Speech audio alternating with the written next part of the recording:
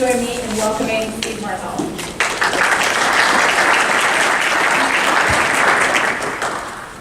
Thank you. It's great to be here today, and I do find it's a normal conference where the first 4 rows are sparsely, and then in places in the back of the room, as it should be. So, what I'm here to talk about is Next Generation 911. Has anybody heard of Next Generation 911?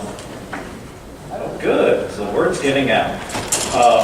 So please, if you have any questions as we go through it, please interrupt. Raise your hand, answer questions as they come up as we go through the information. But what I want to do is give you a little bit of background of why we're doing all this in the first place. And then, since you're a finance group, I wanted to talk about what you really care about, which is how much it's all going to cost. First is, why are we doing this? The current 911 network, believe it or not, is over 40 years old. It's analog technology, does voice very, very well, but doesn't do data much at all. And we don't really have one 911 network in Virginia. We talk about it as being a single network, but we actually have 9 different networks. 2 are provided by CenturyLink and 7 by Verizon. Then we have a few little independent telephone companies, if you're in Amelia County or Allegheny County or places like that, that are independent telephone companies that don't interconnect with any of those 9 networks. And what the functional result of that is if you dial 911 and you happen to go to the wrong 911 center and it needs to be transferred to a 911 center in a different network, well, they transfer you on a 10-digit number. So all the location information we've worked so hard to get goes out the window. And your call also, when it gets transferred to that second center, isn't prioritized the same as 911 because it's coming on an administrative line. So this doesn't happen in just rural areas. Locally here, a good example is between New Kent and James City County along Interstate 64. There's an accident, you call 911, you get the wrong center, they transfer to the other, and they don't get any of that location information about where the call is. So we have very limited ability to process data, and to tell you how limited it is, the little display you may have seen in the old show Rescue 911, that's it. 512 characters of data is all we can receive in the 911 center. And with these new devices, or not so new anymore, but smartphone devices, there's all sorts of information that can be transferred. In fact, just before coming, a blog was put out in the 911 industry because one of the first 911 centers got a phone call or 911 call from an Apple's iWatch. Apparently, if you fall down and with some force, your watch will ask you if you are okay. If you do not move for 1 minute, it will call 911 automatically for you. And it says to the dispatcher, the iWatch user has had a catastrophic fall and is unresponsive. Please dispatch to, and then gives a longitude and latitude for it. It was on the blog because we had no idea this even existed, and the person from Ohio was saying, has anybody else seen this? And everybody's universal answer was, no. But imagine if we actually had a network where we didn't have to have a recorded voice play that information, but instead could get the data directly into the 911 center. But really one of the keys to this is that the current network is going away. You may remember back about 10 years or so ago, especially if you were in a rural area, we had a lot of people that had those analog bag phones for cellular, and then the cellular companies came out and said, we're turning off analog. Well, that's the process the wireline industry is going through right now as well. It's more efficient to do digital, so as a result, they're making that migration. So the network that we're riding on today is going away, and there's nothing we can do about that. But then again, like I said, our citizens' technology choices are evolving, and we need to be able to keep pace with that as well. So what is Next Generation 911? It's basically the transition from circuit switched network, analog, to packet switched, or IP. So it will allow us to seamlessly integrate voice and data together and meet the demands coming forward. And hopefully it will give us the avenue to be able to receive more information. It might be photos and videos. That's kind of the neato whiz-bang thing people talk about with Next Generation 911 is you can do a video and see what's going on. But that's also a little scary. If you talk to your police chief or fire chief, sometimes they don't want pictures and video because it can actually confuse the situation more than help. But those are the types of things we have the capability to do in the future. So we've already started this process. We've actually been working on Next Generation 911 for probably close to 10 years on the planning, but we've been at least 2 years in the earnest deployment phase. About 2 years ago, the 911 Services Board, which is made up of 16 members, including 8 from local government, fire chief, police chief, sheriff, financial officer, That person just switched, and I don't remember who it is now, but off the top of my head. But it does have a local government representation. They gave a grant to Northern Virginia, or specifically Fairfax County, for $1.2 million to do the first deployment in Virginia. Fairfax County did go out and do an RFP, and through a very competitive process, selected AT&T as the service provider for Next Generation 911. Now, they were nice enough to put into that contract a cooperative procurement rider, and in fact, they actually had AT&T bid every locality in Virginia in their contract, so we do know what it would cost to deploy their solution statewide. And as a result, since it is available and we are fairly certain it's usable by anyone in the state, the 911 Services Board back in January did put out a deployment plan that recommends using that AT&T contract to deploy. But I can't stress this enough. At the end of the day, it's a local decision. 911 is a local service. It's one of our guiding principles. You need to decide what service is best. So we want to make sure we're here to give you the information so that you can make that decision. Now, people have asked, is there a requirement that I have to do this? And there is a requirement in code. Last year when we went for some legislative changes to allow us to actually do this, it was actually Verizon who pushed it, said, hey, we really want them off this network, so can we put a drop dead date in there? And that date is July 1st, 2023, that it has to be deployed by then. So we realized that Fairfax County had gone through this big procurement and had half a dozen proposals and had an opportunity to interview AT&T before deciding to move forward. Other localities throughout Virginia didn't have that opportunity. So we came up with this concept we're calling a migration proposal. Basically it says, if you were to decide to deploy AT&T, what would it look like? What equipment would you need to do? Would you need to upgrade? What would it look like? How much would it cost me? And all the rest of that. It's about a 15-page document, and we produced one for every 911 center in Virginia. So if you haven't seen one, your jurisdiction would have one. You can ask your 911 center manager for it, or let me know, and we'll be happy to send it to you. But it lays out all of the costs and whys and wherefores associated with that then we provide to the locality to help them make that decision. Now, as part of that deployment plan, the 911 Services Board said, okay, we need to have some schedule here of how we're going to deploy this. So the schedule that's up here is actually, has slipped 6 months, partly due to some delays in Northern Virginia, and in part because Virginia Beach has also decided to do a procurement. But we expect that we're going to be able to do the entire statewide deployment starting this month, and we should be able to finish by December 2021. I mentioned those 9 networks that are out there, and each one of those colors represents a different one of those networks. And there is a significance to that. For a period of time during the transition, we're going to have to pay for the old and the new network. So there is a period of time that even though you've converted and you're paying AT&T, Verizon or CenturyLink is still entitled to compensation for providing part of the network until everyone in that area is off. So if you take where we are now in that yellow area there, in the Richmond area, which goes all the way from the northern neck all the way down to the state line, there are 32 911 centers. And between the time that the first deploys and the last deploys, there's going to be a cost that's incurred with Verizon until all 32 are moved from the old network to the new. So the 911 board has stepped up and said, we'll pay for that duplicate cost, but in exchange, you have to go within a 6-month block, because we can't pay that forever. Now, for some localities, that amount of money is $100 a month. It's not an incredibly high amount. For Fairfax County, it's $50,000 a month. So it is statewide a significant cost, and that's why we're trying to coordinate and make sure everybody deploys in that region in the same 6-month block.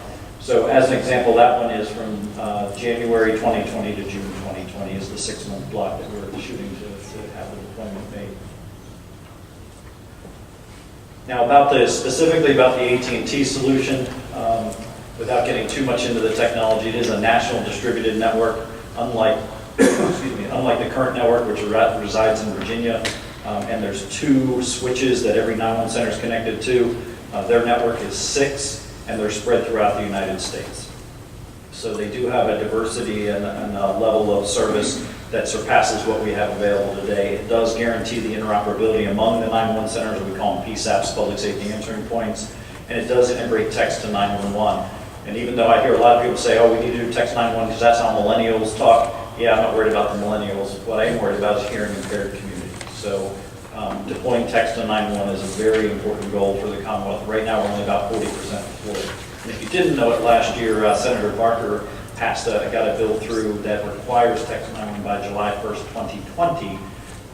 And that's because it was actually a group of high school students that brought that bill to him and pushed it forward.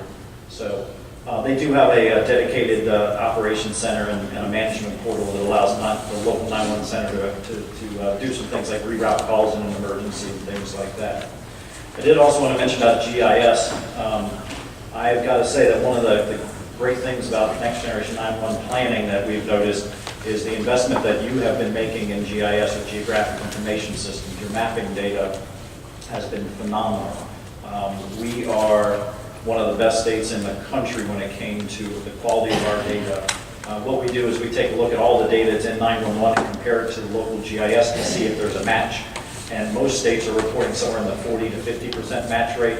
Ours are all over 90%. And in fact, the goal is 98%, and we have several that are already there. In fact, Northumberland, is anybody here from Northumberland? They were the most phenomenal. They hit 100%. We couldn't believe that was an anomaly, but a wonderful surprise.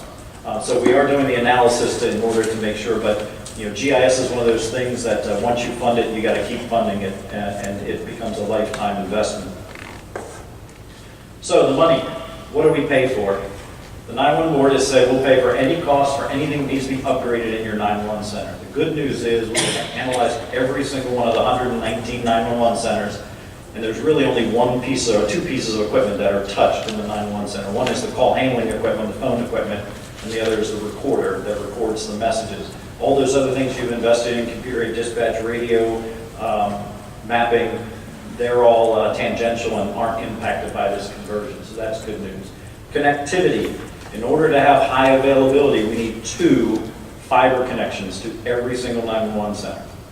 Now, there are about a half a dozen in Virginia where that's not going to be possible. It just doesn't exist. But the good news is, with some investment, we are able to provide it in places you might not expect. Our poster child for this is Matthews County. Matthews County has a single connection currently, but in order to get the second, we have to put in about 6 miles of fiber optic cable to a tune of about $1.8 million. And the 911 board has stepped up. In fact, just approved their funding at their November board meeting. So, and of course, with that investment, if we can leverage it in some way to benefit Matthews County otherwise, we're happy to do it. Now, we want to make sure that if we're going to put almost $2 million in the ground, we want to make sure that we leverage it for everything that we can. So that's included in the budget as, again, paid for by the board. Those legacy costs, those are the transitional costs I already mentioned. Now the bad news. This costs more than the 911 we have today. The simple fact is we were surprised how little some of you pay for 911 today. In fact, some localities, it's just a couple $100, $400, $500 a month is all you pay for 911 to cover your citizens. We're not really sure why that is. Verizon and CenturyLink really haven't changed their costs in years. We're not sure they're actually recovering all their costs, but it doesn't matter. That's what you're paying today. For next generation 911, because you have 2 IP data connections, which cost about $1,000 each, and then the services on top of it, the minimum entry level per month is about $3,000. Now it goes up from there for larger jurisdictions, but even the smallest of the small is about $3,000 or so a month. And if you're only paying $500 today, you're talking about a 6-fold increase in cost. So the 911 board has said, okay, you didn't plan for it. We know you didn't. So we will cover that delta, that increase from what you pay today to what you'll pay tomorrow for a period of 24 months to give you time to plan for it. Excuse me. So you will, we're calling that the delta funding, so for 24 months you won't feel the pain of that increase. Now the intention it was and is today that at the end of that 24 months, it's on you, that whatever that increase is. Now, we have had some concern expressed by some smaller rural localities, and we expect at the board meeting, actually day after tomorrow, on Thursday, that they will form a committee chaired by Jolena Young from Twin County 911, which is Carol Grayson Galax, is going to chair a committee to look at, is there a longer-term solution to help localities who are going to see this significant increase. There are options on the table, but at the end of the day, the amount of money that we're using here, the amount of money we collect from the 75 cents on your cell phone bills is a limited amount of money. We either give it here or we give it there. Almost all of it goes right back to the localities one way or another. So it's really a question of how do you want your money divvied up? Do you want it over here or do you want it over here? And I think the board is open to those discussions. So what's the total cost? Worst case scenario based on the budget, it's about $53 million. Now we are going to, you notice that fiscal 20, it's a peak load funding of $27 million. This is in order to meet that schedule that we showed before of finishing by December 2021. What we need in order to make this work, because we won't have enough cash to do it, we need borrowing authority of about 11 to 15 million. So we are going to seek that in this year's General Assembly session. I just met with Senator Evan and Delegate Leftwich, and they're going to put in they've offered to put in the member amendments for us for it. So if we get that borrowing authority, which we hope to, this is what it will look like. If not, we're going to have to stretch out deployment until fiscal 20, until July 1st of 23. But unfortunately, we don't see a reason to make Southwest Virginia or the western, more rural areas of the state wait for deployment, and we want to get that borrowing authority so we don't have to do that. But that's total what it's going to cost, and this shows you how it's broken down by the different types. You can see the big dollar there is the diversity at $22.5 million. That's for laying the fiber into the jurisdictions that need it. That legacy 911 cost is that increase, or is that residual or cost for Verizon, the transition cost, and then the Delta funding there at $13.5 million is for 2 years of the increase. So if you do the math, it's about $6.75 million per year increase statewide. Now there are actually 12 lucky localities whose costs go down with this. They are anomalies, but there are about a dozen that do, who save money. But it is about a $6.75 million increase for everybody else. So if this is what that change looks like. Currently, you're spending total annualized almost $9 million, and the cost of the AT&T contract, as it's written in the contract, is just over $15 million, and there you can see the difference. I will say that the AT&T cost is based on the contract from Fairfax, and we are seeing that the costs have come down. They actually created that the cost in the contract 18 months ago, and as we know, technology gets cheaper. So as they've gone to actually order some of those circuits, they've come in cheaper, they pass that savings on to the locality for those types of savings. So that's actually to be viewed more as a not to exceed than an absolute. That's exactly to the penny what it's going to cost. So our path forward, we've delivered these migration proposals. I've been before at least a dozen boards of supervisors over the last month or two talking about this, trying to do the education and the outreach.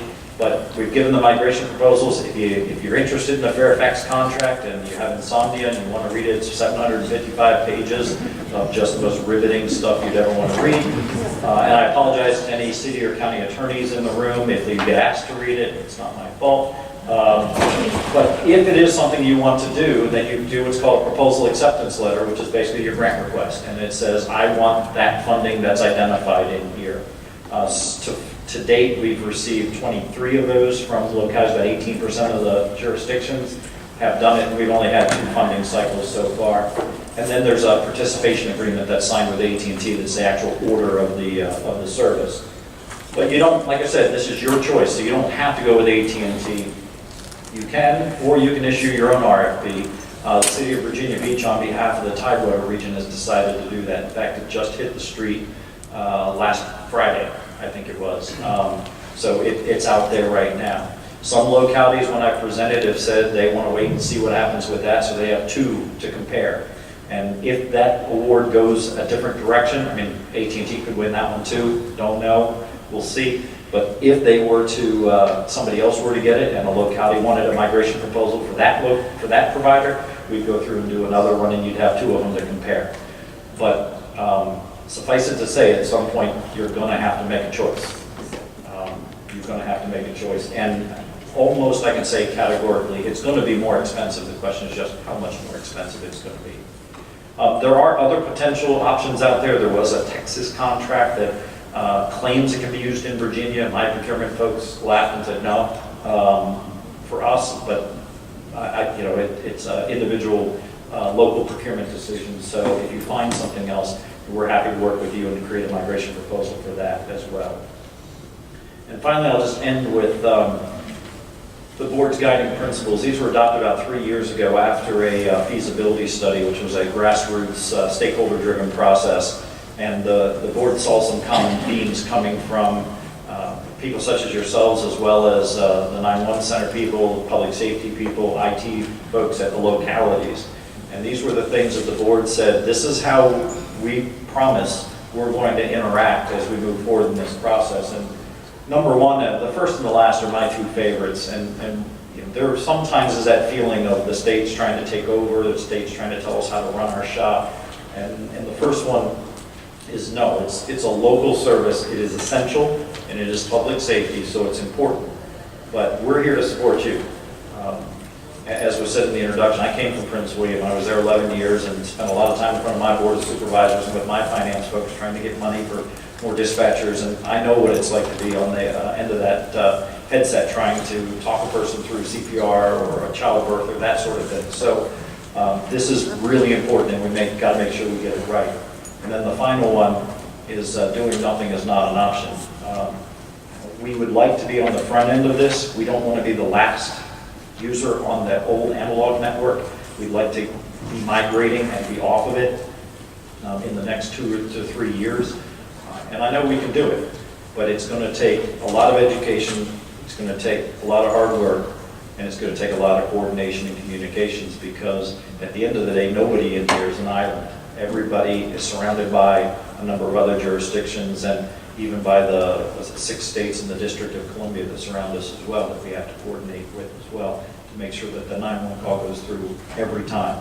We take about 4 million 911 calls a year in Virginia. And somebody once asked me, a reporter once asked, what's the acceptable error rate?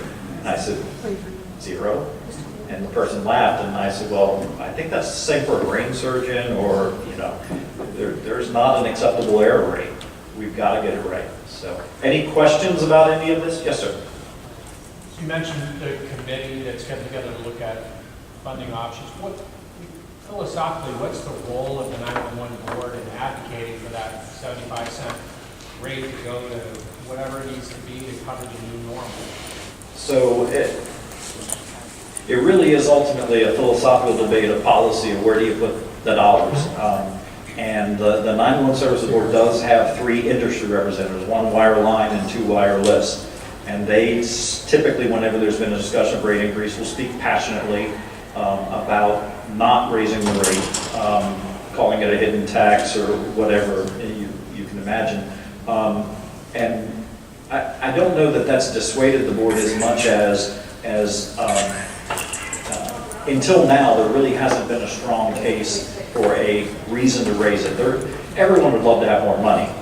Every 911 center, I'd love to have more money to hire more people. Hey, this looks like the path of least resistance. So I don't know if that's going to be something this committee would recommend. From my experience in the working with the General Assembly, it would be a long shot to probably get a rate increase through, at least with the General Assembly as of late. But I don't think there's anything preventing the board from going forward and asking for a rate increase. That's the question. Yeah. So we need to lobby our non-telco members on the 911 board to take that position.